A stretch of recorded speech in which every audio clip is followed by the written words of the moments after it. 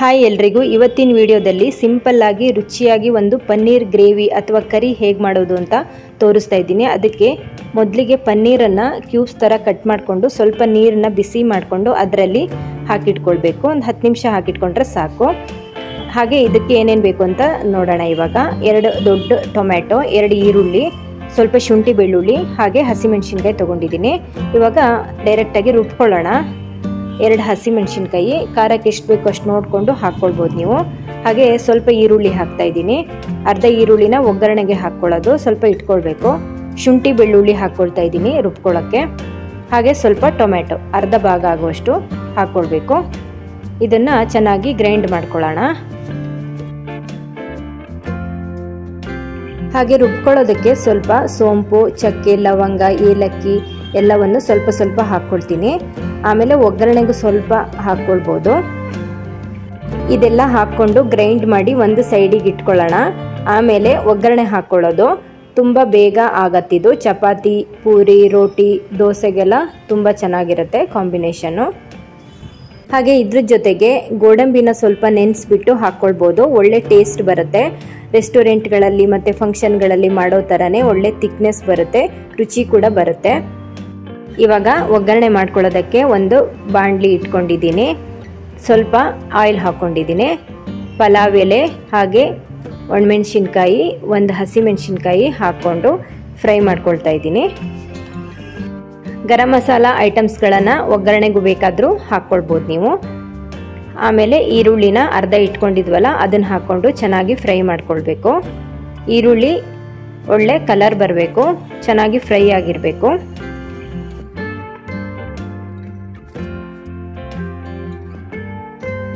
ಇವಾಗ ಈರುಳ್ಳಿ ಫ್ರೈ ಆಗಿದೆ, ಸ್ವಲ್ಪ ಕಲರ್ ಚೇಂಜ್ ಆಗ್ತಾ ಇದೆ. ಈ ಟೈಮ್ನಲ್ಲೇ ಟೊಮೆಟೊ ಹಾಕ್ಕೊಂಡು ಬಾಡಿಸ್ಕೊಳ್ಬೇಕು.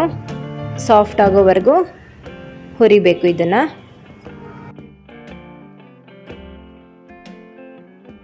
ಟೊಮೆಟೊ ಹಾಕಿದ ಕೂಡಲೇ ಉಪ್ಪು ಹಾಕ್ಕೊಳ್ತಾ ಇದ್ದೀನಿ, ಸ್ವಲ್ಪ ಬೇಗ ಸಾಫ್ಟ್ ಆಗುತ್ತೆ ಅಂತ.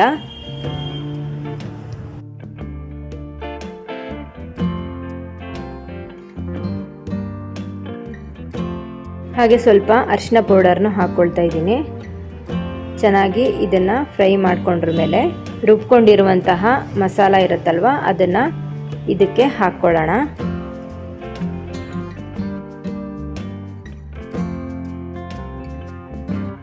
ರುಬ್ಕೊಂಡಿರುವ ಮಸಾಲ ಹಾಕಿದ್ರ ಮೇಲೆ 10 ನಿಮಿಷ ನಾವು ಚೆನ್ನಾಗಿ ಇದನ್ನು ಕುದಿಸ್ಕೊಳ್ಬೇಕಾಗತ್ತೆ. ಯಾಕಂದರೆ ನಾವು ಡೈರೆಕ್ಟಾಗಿ ಈರುಳ್ಳಿ ಟೊಮೆಟೊ ಎಲ್ಲ ರುಬ್ಬಿಟ್ಟು ಹಾಕಿರ್ತೀವಿ, ಹಸಿ ವಾಸನೆ ಎಲ್ಲ ಹೋಗಬೇಕು, ಅಲ್ಲಿವರೆಗೂ ಕುದಿಸ್ಬೇಕು. ನೋಡ್ತಾ ಇರ್ಬೋದು ನೀವಿಲ್ಲಿ ಚೆನ್ನಾಗಿ ಕುದೀತಾ ಇದೆ. ಚೆನ್ನಾಗಿ ಕುದೀತಾ ಇರುವಾಗ ಬಿಸಿನೀರಲ್ಲಿ ಪನ್ನೀರ್ ಹಾಕಿಟ್ಕೊಂಡಿದ್ವಲ್ಲ ಅದನ್ನು ಇವಾಗ ಇದಕ್ಕೆ ಹಾಕ್ಕೊಳ್ಳೋಣ. ತುಂಬ ಸಾಫ್ಟ್ ಆಗಿರುತ್ತೆ. ಸ್ವಲ್ಪ ನೀರು ಬಿಸಿ ಮಾಡಿಕೊಂಡು ಅದರಲ್ಲಿ ಪನ್ನೀರ್ ಕ್ಯೂಬ್ಸನ್ನು ಹಾಕಿ ಇಟ್ಕೊಂಡ್ರೆ ತುಂಬ ಸಾಫ್ಟ್ ಆಗುತ್ತೆ.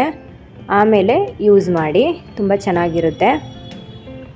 ಹಾಗೆ ನಿಮಗೆ ಟೈಮ್ ಇತ್ತು ಅಂದರೆ ಈರುಳ್ಳಿ ಟೊಮೆಟೊನೆಲ್ಲ ಸ್ವಲ್ಪ ಫ್ರೈ ಮಾಡಿಕೊಂಡು ರುಬ್ಕೊಳ್ಬೋದು. ಇವಾಗ ಸ್ಪೈಸಸ್ ಎಲ್ಲ ಆ್ಯಡ್ ಮಾಡ್ಕೊಳ್ಳೋಣ.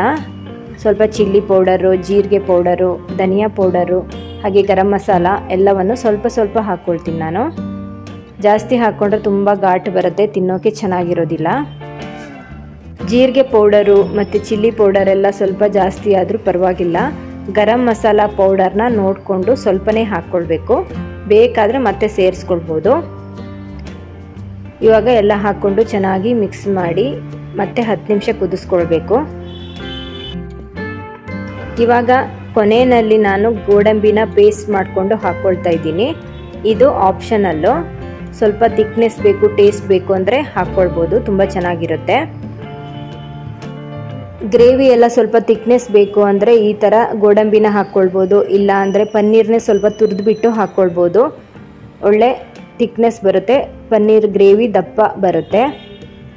ನೀರನ್ನು ಸ್ವಲ್ಪ ನೋಡಿಕೊಂಡು ಆ್ಯಡ್ ಮಾಡ್ಕೊಳ್ಳಿ, ತುಂಬ ಜಾಸ್ತಿ ನೀರು ಹಾಕ್ಕೊಳ್ಳೋಕೆ ಹೋಗಬೇಡಿ. ಹಾಗೆ ಆರಿದ ಮೇಲೆ ಸ್ವಲ್ಪ ಇದು ದಪ್ಪ ಬರುತ್ತೆ, ನೋಡ್ತಾ ಇರ್ಬೋದು ನೀವಿಲ್ಲಿ.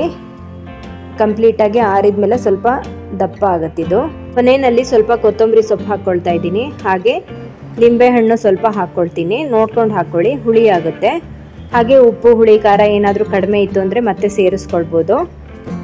10 ನಿಮಿಷ ಆದ್ರ ಮೇಲೆ ಗ್ಯಾಸನ್ನು ಆಫ್ ಮಾಡ್ಕೊಳ್ಳೋದು. ರುಚಿಯಾದಂತಹ ದಿಢೀರ್ ಪನ್ನೀರ್ ಗ್ರೇವಿ ರೆಡಿಯಾಗಿರುತ್ತೆ. ತುಂಬ ಬೇಗ ರೆಡಿಯಾಗುತ್ತೆ. ಒಂದು ಈರುಳ್ಳಿ ಮತ್ತು ಟೊಮೆಟೊವನ್ನು ಕಟ್ ಮಾಡ್ಕೊಂಡು ಬಿಟ್ಟರೆ ತುಂಬ ಫಾಸ್ಟಾಗಿ ಮಾಡ್ಕೊಳ್ಬೋದು. ಒಂದ್ಸಲ ನೀವು ಟ್ರೈ ಮಾಡಿ.